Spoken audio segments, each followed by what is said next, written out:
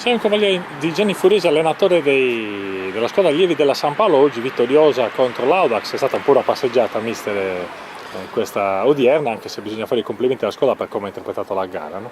Sì, la partita poteva essere complicata perché loro venivano un risultato negativo di domenica scorsa 8-1, quindi l'abbiamo presa un po' con le molle. Poi abbiamo avuto una reazione sull'1-0, abbiamo cercato di raddoppiare, loro hanno pareggiato, però ero timoroso questa partita sinceramente, perché io non guardo mai le squadre avversarie, non guardo mai il risultato, quindi poteva essere una reazione da parte loro. Noi siamo una squadra in costruzione quest'anno, quindi veniamo io ho preso quest'anno come allievi, seguivo i giovanissimi regionali l'anno scorso, quindi ho dei ragazzi nuovi, quindi mi sto adattando. Però tutto sommato la partita è andata abbastanza bene, sui binari giusti, soprattutto sulla fase di gioco che io credo moltissimo, perché mi piace che i miei ragazzi abbiano questa qualità, cioè di mettere palla a terra, di partire in contropiede, comunque esprimere un calcio che per me è piacevole.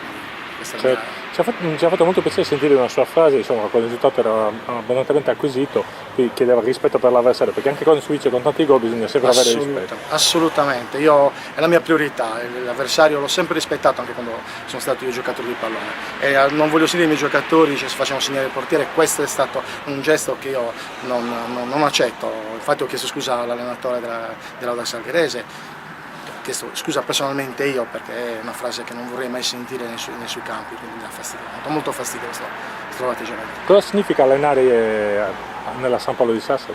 Beh, per me, io sono nato a San Paolo, sono già 15 anni che sono dentro la società, quindi ho avuto dai pulcini sino a quest'anno gli allievi. Per me è un onore anche, comunque soprattutto perché a me piace educare soprattutto i ragazzi più che allenarli, mi piace portarli anche farli crescere come uomini, questo è l'obiettivo che abbiamo come società. Quindi mi fa molto piacere essere qua. Vado avanti così su questa mia linea, è la linea poi della societaria questa. Certo. Grazie mille a mister Furesi, complimenti per la vittoria e in bocca al lupo per il campionato. Grazie.